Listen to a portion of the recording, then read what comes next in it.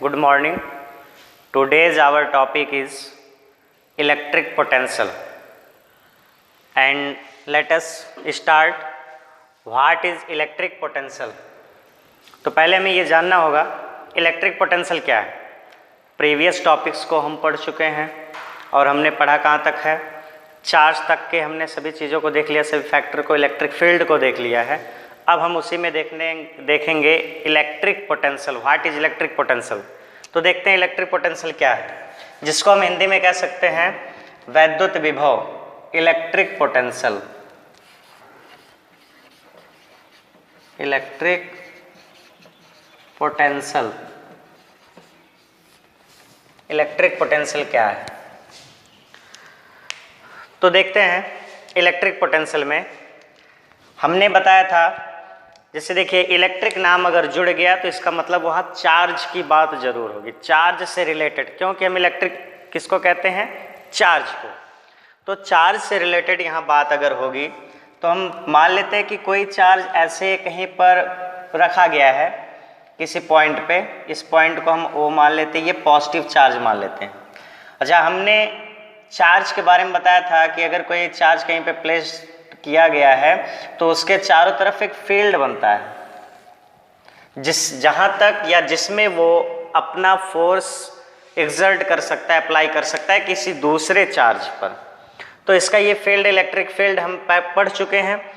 अब इसी electric field में अब हमें ये कंफर्म हो जाना चाहिए हमेशा, क्योंकि हम इस टॉपिक पर डिस्कस कर चुके हैं कि अगर कोई चार्ज किसी पॉइंट पर अगर वो रख दिया गया है, प्लेस्ड है, तो उस पॉइंट के अराउंड एक फील्ड बन जाता है। उस फील्ड में वो चार्ज अपना फोर्स अप्लाई करता है। तो सीधी सी बात, अब हम यही जानेंगे कि अगर हमने चार्ज को कहीं पे प्लेस्ड किया है तो इसके चारों तरफ इलेक्ट्रिक फील्ड बनेगा। अब दूसरी चीज़, हम इस इलेक्ट्रिक फील्ड के बाहर कोई पॉइंट मान सकते हैं, कहीं पर भी। हम यहाँ ले सकते हैं, यहाँ ले सकते हैं, यहाँ ले सकते हैं, कहीं पर भी ले सकते हैं। तो इस तरह कहीं पर भी पॉइंट लेने का जो हम इसकी बात बताना चाहते हैं, इसका मतलब हम यही कहना चाहते हैं कि इस पॉइंट का कोई प्लेस कहीं कंफर्म नहीं है कि ये पॉइंट कहाँ पे हो सकता है। और जब भी ऐसा सिचुएशन आता है तो उसको हम इनफाइनाइट नाम दे देते हैं। साइंस में ऐसे पॉइंट को जिसका कोई सिचुएशन कंफर्म ना हो उसको हम कह देते हैं इनफाइनाइट। तो इस इलेक्ट्रिक फील्ड के बाहर किसी पॉइंट को जो हम यहाँ ले रहे हैं, इसको हम कहेंगे इनफाइनाइट पॉइंट, और इसको हम P से इंडिकेट कर देते हैं। तो ये इनफाइनाइट पॉइंट है, यहाँ से इसकी जो डिस्टेंस होगी, ये यहाँ से इनफाइनाइट डिस्टेंस इसकी होगी, पता नहीं कितनी डिस्टेंस पे वो रखा गया है। और यहाँ पे कोई एक और चार्ज ले लेते हैं, Q0 से इसको इंडिकेट कर सकते हैं, Q0 या Q0 से, ये भी पॉजिटिव चार्ज ले लेते हैं। अब इस पॉजिटिव चार्ज को Q0 को अगर हम पॉइंट P से यहाँ से फोर्स लगाकर इसके किसी एक पॉइंट तक हमें लाना है, इस पॉइंट को हम A मान लेते हैं, पॉइंट A तक उसे। तो इस कंडीशन में जब हम इसको इस पॉइंट तक ले जाते हैं तो हमें ये पता है पहले से कि ये जो फील्ड बना हुआ है, इस फील्ड में ये चार्ज फोर्स अप्लाई करेगा किसी दूसरे चार्ज पर। अब वो फोर्स किस टाइप का होगा, वो फोर्स दोनों चार्ज के नेचर के ऊपर डिपेंड करेगा। किस नेचर के दोनों चार्ज हैं, कि क्या दोनों पॉजिटिव है, दोनों नेगेटिव है, या एक पॉजिटिव दूसरा नेगेटिव है। तो ऐसे कंडीशन को भी हम जानते हैं कि चार्ज अगर सिमिलर होते हैं तो उनमें रिपल्सन होता है, और अगर अपोजिट टाइप के होते हैं तो उसमें अट्रैक्शन होता है। अब इस चार्ज को हमें यहाँ तक ले आना है, तो इस चार्ज को हम मूव कराते हैं, यहाँ से मूव कराते हुए इस पॉइंट पे लाएंगे, धीरे धीरे ले आएंगे, यहाँ तक लाएंगे, कोई इफेक्ट नहीं पड़ेगा इसका, क्योंकि हमने बताया था एक लिमिट तक ही ये फोर्स अप्लाई कर सकता है। यहाँ तक कोई इफेक्ट नहीं पड़ेगा, हम और आगे इसे ले जाते हैं। जैसे ही इस फील्ड के लिमिट पर, इसके इस एंड पॉइंट पे हम जैसे ही पहुँचते हैं, ये तुरंत इस पर फोर्स अप्लाई करना शुरू कर देता है। और वो फोर्स किस टाइप का होगा, रिपल्सन, क्योंकि दोनों पॉजिटिव है, दोनों सिमिलर चार्ज हैं। रिपल्सन होगा तो इसकी डायरेक्शन इधर होगी फोर्स की इसकी, और हमें इसको इस पॉइंट तक ले जाना है और इसको ये अपोजिट डायरेक्शन में रिप्लेस करना चाहेगा। अब ऐसे कंडीशन में हमें क्या करना होगा, अगर हमें इस पॉइंट तक जरूर ले जाना है तो इस चार्ज को जो यहाँ तक पहुँचा है इस पर हमें एक फोर्स, एक्स्ट्रा फोर्स अप्लाई करना पड़ेगा, क्योंकि ये उसको रिप्लेस कर रहा है, रिपेल कर रहा है, उसे धक्का दे रहा है। अब इसके अपोजिट आने के लिए हमें क्या करना होगा, उतना ही या उससे ज़्यादा कुछ फोर्स हमें इस चार्ज पर अप्लाई करके उसे इस पॉइंट तक ले आना होगा। यानी हम इस चार्ज को इस पॉइंट तक ले आते हैं, इस पॉइंट की डिस्टेंस कुछ भी हो सकती है, हम r मान लेते हैं या कुछ भी, ठीक है। या हमने बताया था इनफाइनाइट के लिए कि ये पॉइंट इनफाइनाइट है, कुछ भी इनफाइनाइट से ही हम इसको लेके चलेंगे, क्योंकि इस पॉइंट का कोई भी पोजीशन क्लियर नहीं है। हम इसको यहाँ भी रख सकते थे, इसको यहाँ भी रख सकते थे, कोई क्लियर नहीं है। अब इसका मतलब ये हुआ कि हम इनफाइनाइट पॉइंट से किसी चार्ज को इलेक्ट्रिक फील्ड के अंदर किसी एक पॉइंट ए पर ले आते हैं। तो ले आने में हमें वर्क करना पड़ेगा। कैसे? हमने बताया कि जब हम ये चार्ज को लेके यहाँ तक पहुँचेंगे इसके लिमिट तक, तो तुरंत ये उस पर रिपल्सन फोर्स लगाना शुरू करेगा और हमें उस पर फोर्स उसके अपोजिट डायरेक्शन में लगा के यहाँ तक ले आना होगा। तो जब हमें फोर्स लगाना पड़ेगा तो हमारे पास एक फैक्टर मिल जाता है फोर्स, और यहाँ से इसको हम यहाँ तक ले आ रहे हैं तो डिस्प्लेसमेंट मिलेगा उसमें, और फोर्स और डिस्प्लेसमेंट जब मिलते हैं तो वहाँ क्या हो जाता है, वर्क होता है। फोर्स इंटू डिस्प्लेसमेंट को हम क्या कहते हैं, वर्क कहते हैं। अब कंफर्म ये हुआ कि किसी भी फील्ड में, इलेक्ट्रिक फील्ड के किसी पॉइंट तक किसी चार्ज को इनफाइनाइट से लाने में हमें वर्क करना पड़ता है, और वही जो वर्क करना पड़ता है उसी को हम कहते हैं इलेक्ट्रिक पोटेंशियल। तो हम इसको डिफाइन कर सकते हैं इस तरह से,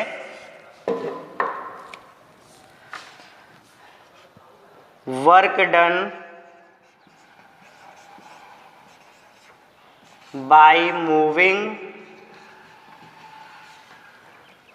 a unit charge, by moving unit charge from infinite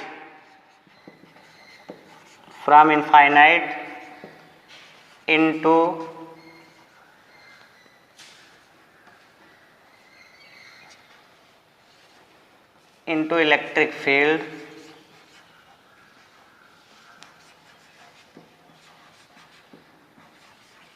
at a point is called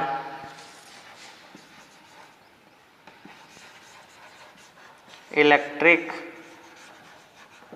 potential। ये चीजें, work done by moving unit charge from infinite into electric field at A point is called electric potential. तो हमने क्या बताया, अभी वही चीज़ हमने समझा इसमें कि इनफाइनाइट से किसी चार्ज को जब हम किसी इलेक्ट्रिक फील्ड के एक पॉइंट तक लाते हैं तो यहाँ तक ले आने में हमें वर्क करना पड़ता है, और वही वर्क क्या कहलाता है, इलेक्ट्रिक पोटेंशियल। तो इसकी डिफिनीशन के अकॉर्डिंग हम फार्मूला यहाँ दे सकते हैं कि electric potential equal to electric potential equal to work done,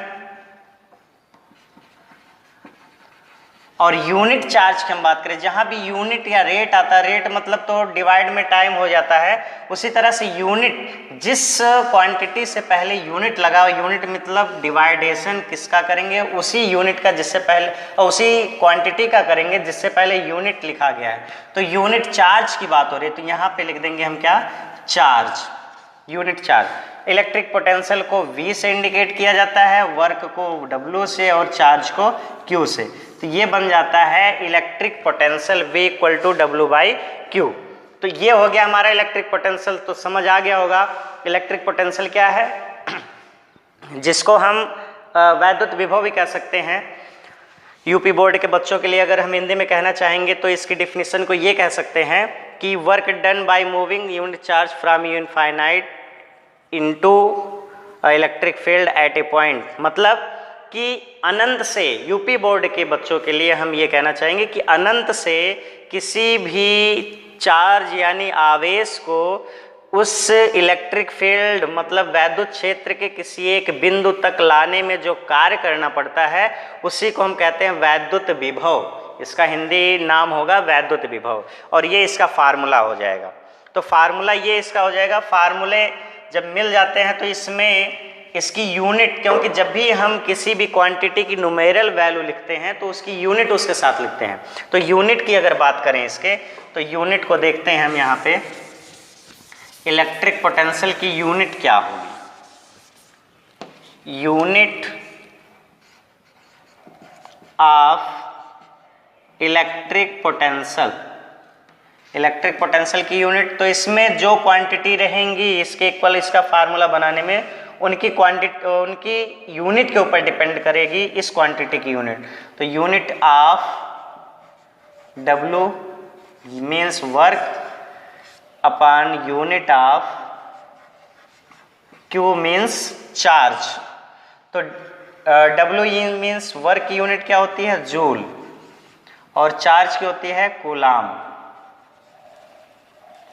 या इसको इक्वल कर सकते हैं, ये तो इसके फार्मूले के अकॉर्डिंग हो गया। और इसकी SI यूनिट की अगर हम बात करेंगे पोटेंशियल डिफरेंस की, SI यूनिट मीन्स इसका जो साइंटिफिक नेम पर होगा, तो जैसा कि इसकी जो हम कह सकते हैं कि जो इसके फादर हैं या इसके इन्वेंटर जिसको हम बात कर सकते हैं वो हैं वोल्ट। इसलिए हम इसको एक वर्ड में कह सकते हैं वोल्ट। जूल पर कूलाम इक्वल टू वोल्ट होगा।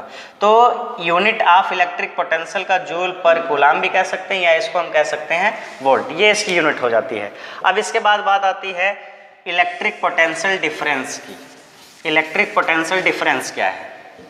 इलेक्ट्रिक पोटेंशियल डिफरेंस इसी में हम कर सकते हैं, डिफरेंस, इलेक्ट्रिक पोटेंशियल डिफरेंस। तो नाम से पता चला इलेक्ट्रिक पोटेंशियल को हमने पढ़ लिया है। यहाँ पे बात आती है डिफरेंस की। तो डिफरेंस मीन्स क्या? दोनों के बीच के जो अंतर को हम दिखाएंगे, जो चेंज होगा उसको दिखाएंगे। तो ऐसे डिफरेंस के मतलब है कि यहाँ पे कम से कम कोई दो चीज़ें होनी चाहिए जिसका हम डिफरेंस दिखाना चाहते हैं। तो किसका डिफरेंस दिखाना चाहते हैं? इलेक्ट्रिक पोटेंशियल का। इसका मतलब है कि इलेक्ट्रिक पोटेंशियल 2 पॉइंट का होना चाहिए। जब 2 पॉइंट का इलेक्ट्रिक पोटेंशियल मिलेगा तो उनको हम सब्ट्रैक्ट करा सकते हैं, तो इससे हमें डिफरेंस मिलेगा। तो ये कहाँ से मिलेगा? अब हम देखते हैं इस चीज़ को। हमने क्या किया था? चार्ज को, पोटेंशियल डिफरेंस के लिए चार्ज को हम इनफाइनाइट से इलेक्ट्रिक फील्ड के किसी एक पॉइंट तक ले आए थे। अब हम इसको ला के यहाँ प्लेस्ड कर दिए थे। अब दोबारा हम ये मानते हैं कि हम उसी चार्ज को इनफाइनाइट से ए के बजाय हम इसके और पास ले आते हैं, इस वाले चार्ज के और पास में लाते हैं, जिसको हम पॉइंट बी का नाम दे सकते हैं, पॉइंट बी। इसको अब हम यहाँ से यहाँ तक रख सकते हैं। तो हमने देखा था कि जब हम P से यानी इनफाइनाइट से A तक ले आए थे तो उस समय का पॉइंट A का पोटेंशियल डिफरेंस था। अब हम इसी को यहाँ से मान लेते हैं B तक ले आते हैं, तो वो कहाँ का डिफरेंस हो जाएगा? B का। फिलहाल हम ये नहीं करेंगे कि एक बार हमने यहाँ से यहाँ रख दिया फिर उठा के वहाँ रखेंगे फिर लाएंगे, ऐसी कोई बात नहीं है। हम यहाँ से एक बार इसको यहाँ तक लाएंगे, पोटेंशियल इलेक्ट्रिक पोटेंशियल मिलेगा, फिर यहीं से हम इसको यहाँ तक ले जाएंगे। तो यहाँ तक ले जाएंगे लेकिन इसका कैलकुलेशन यहीं से होगा। रीज़न ये है कि मान लेते हैं कि हमने इसको यहाँ तक हम रख देंगे उसको वहाँ से ले जाके, और यहाँ पे रखने के बाद मान लेते हैं किसी ने नहीं देखा, फिर हमने क्या किया? यहाँ से उठा के यहाँ रख दिया। फिर कोई अगर देखता है तो उसे ये लगेगा कि इसे हम उठा के यहाँ से यहाँ तक ले आए हैं। तो डिस्टेंस की जो कैलकुलेशन होगी वो इनफाइनाइट पॉइंट से ही होगी दोनों पॉइंट के लिए। ए पे जब देखेंगे पोटेंशियल डिफरेंट तब भी यहाँ से कैलकुलेट करेंगे, बी का देखेंगे तब भी यहाँ से कैलकुलेट करेंगे, यानी इन दोनों पॉइंट्स के अलग अलग पोटेंशियल्स मिलेंगे। तो इनफाइनाइट से ए की पोटेंशियल हो जाएगा पोटेंशियल ऑफ पॉइंट ए, और बी के लिए हो जाएगा पोटेंशियल ऑफ पॉइंट बी। अब इन दोनों का जो डिफरेंस होगा वही हो जाएगा इलेक्ट्रिक पोटेंशियल डिफरेंस। तो हम इलेक्ट्रिक पोटेंशियल डिफरेंस के लिए चार्ज को तो मूव कराना जरूर पड़ेगा। उसको हमें मूव कहाँ से कहाँ तक कराना पड़ रहा है? इलेक्ट्रिक फील्ड में ही पॉइंट ए से पॉइंट बी तक, यानी इलेक्ट्रिक फील्ड में ही दोनों पॉइंट रहेंगे। और ओनली इलेक्ट्रिक पोटेंशियल के लिए एक पॉइंट इनफाइनाइट होना चाहिए जिस पर चार्ज पहले से था, उसको हम ले आएंगे अंदर। और डिफरेंस फाइंड करने के लिए इलेक्ट्रिक फील्ड में ही चार्ज था, उसको एक पॉइंट से दूसरे पॉइंट तक ले जाना होगा। तो इसको हम डिफाइन कर सकते हैं, सेम बाकी वही रहेगा, work done by moving, work done by moving unit charge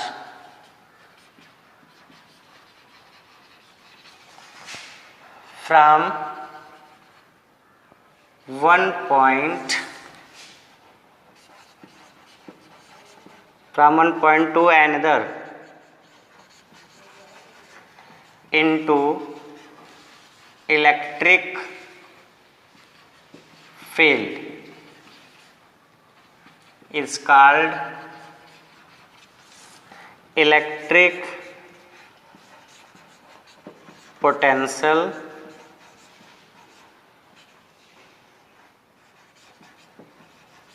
difference. ये चीजें, work done by moving unit charge from one point two another into electric field is called electric potential difference.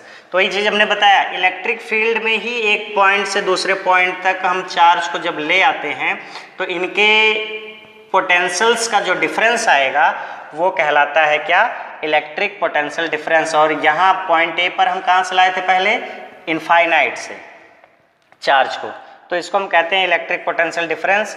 तो electric potential difference के बाद हम यहाँ पे कर सकते हैं, जैसे यूपी बोर्ड के लिए बच्चों के लिए कहें तो इसकी हिंदी डेफिनेशन अगर हम करेंगे तो ये कहेंगे कि किसी वैद्युत क्षेत्र में एक बिंदु से दूसरे बिंदु तक किसी आवेश को ले जाने में जो कार्य करना पड़ता है उसी को हम कहते हैं वैद्युत विभवांतर।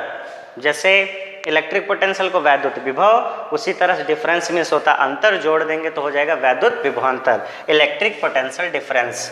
अब इसके फार्मूले के लिए अगर हम बात करें तो सब चीज़ें सेम है, वर्क डन इसमें भी हो रहा है, वर्क डन उसमें भी हो रहा था, लेकिन डिफरेंस क्या है, उसमें एक ही पॉइंट तक हम ले जाते थे चार्ज को, इसमें 2 पॉइंट का डिफरेंस होगा। तो 2 पॉइंट का जो डिफरेंस होगा तो क्या है कि P से A B तक ले आते हैं, P से A तक लाते हैं, तो यहाँ का अलग होगा, इसके पोटेंशियल्स को VA से इंडिकेट करेंगे और इसके पोटेंशियल्स को VB से। अब बात करेंगे कि डिफरेंस करना है तो किसको किस में से माइनस करें, तो बात हम समझेंगे कि हम चार्ज को इसकी तरफ ले आ रहे थे तो फोर्स लगा रहे थे, तो क्या हो रहा था, डिस्प्लेसमेंट हो रहा था, और डिस्प्लेसमेंट हो रहा था तो वर्क हो रहा था।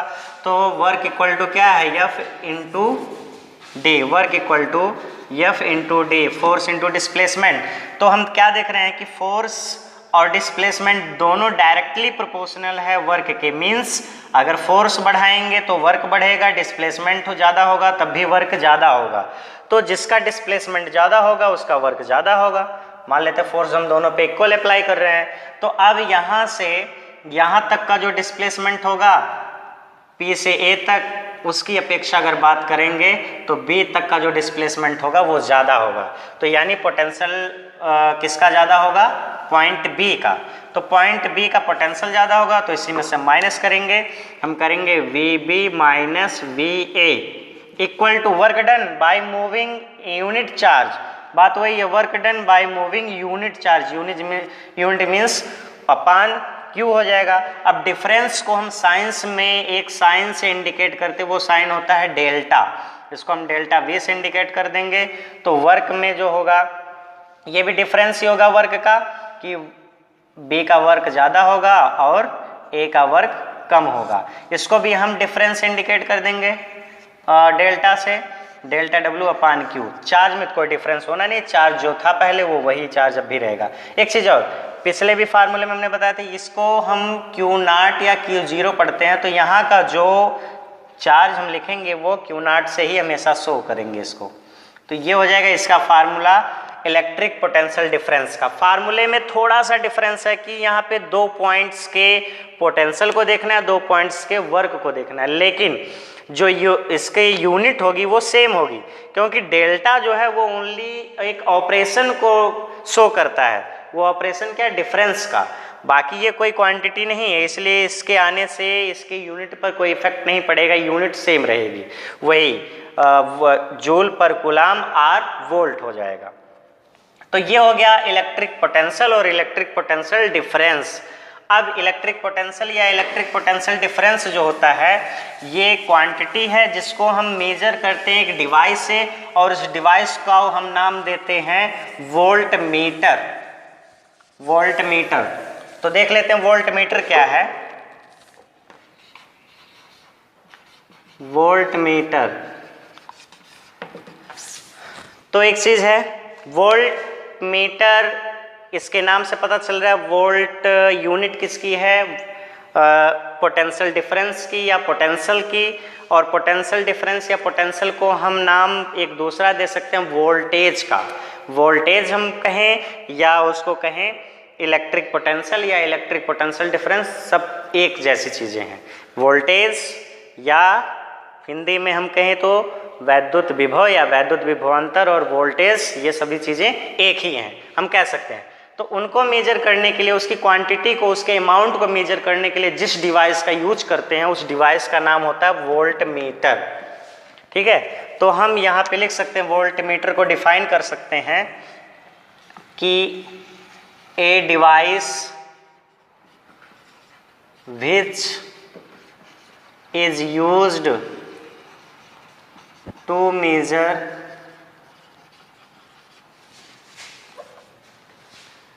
voltage or electric potential difference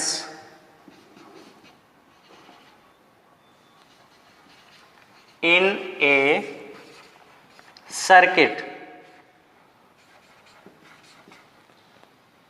is called volt meter. ठीक, ऐसा डिवाइस होना चाहिए जिसको हम, जिसका यूज किसके लिए करें, वोल्टेज मेजर करने के लिए या इलेक्ट्रिक पोटेंशियल डिफरेंस। तो इलेक्ट्रिक पोटेंशियल डिफरेंस या वोल्टेज दोनों सेम चीज़ें हैं। तो इसमें जो है इस डिवाइस को हम क्या कहते हैं, वोल्ट मीटर।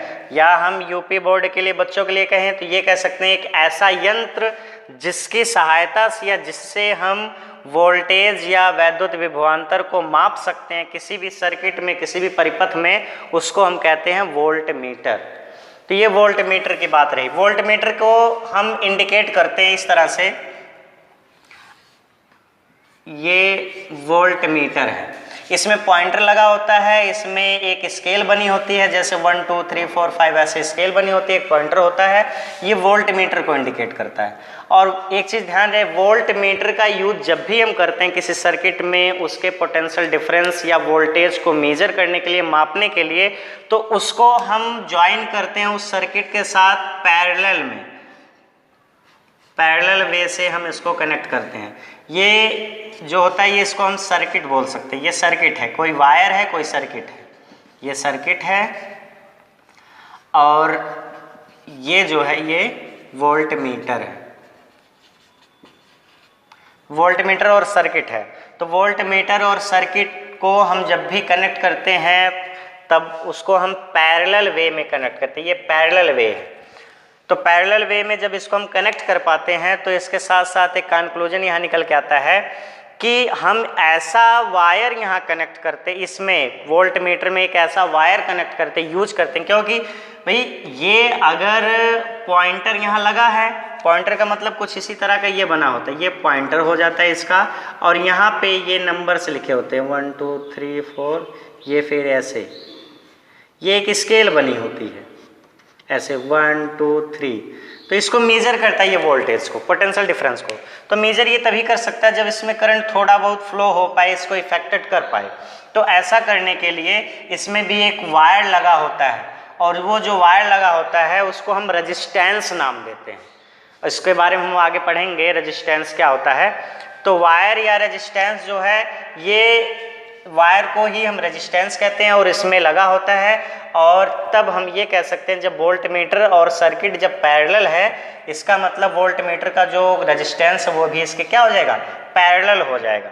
और जब पैरेलल होगा तो इसका इन कंक्लूजन आता है आगे हम पढ़ेंगे रेजिस्टेंस के कम्बिनेशन के बारे में कि जब ये पैरेलल कनेक्ट होते हैं तो इनकी जो रेजिस्टेंस होती है, रिजल्टेंट रेजिस्टेंस, परिणामी प्रतिरोध उसको नाम देते हैं, वो क्या हो जाता है, कम हो जाता है।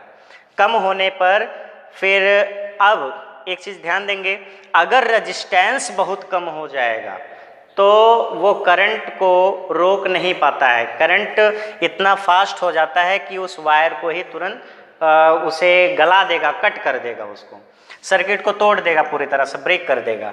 तो ऐसे कंडीशन में जब हमें पैरेलल तो जोड़ना ही पड़ता है और पैरेलल जोड़ने पे रेजिस्टेंस कम हो जाता है, तो हम कुछ इस तरह जोड़े, कुछ ऐसी चीज़ जोड़े कि पैरेलल जुड़ भी जाए और रेजिस्टेंस जितना है उससे बहुत कम भी ना हो पाए।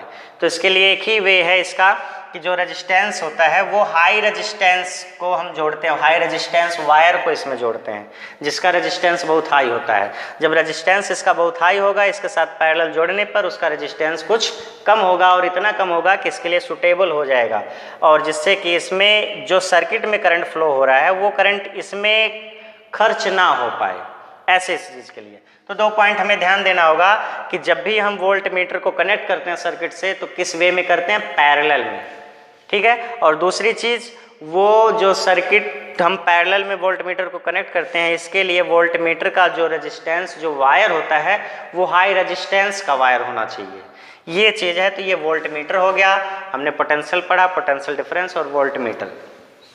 अब इसके बाद की जो टॉपिक हैं वो हम नेक्स्ट वीडियो में बनाएंगे, और आज के लिए इतना ही। Thank you.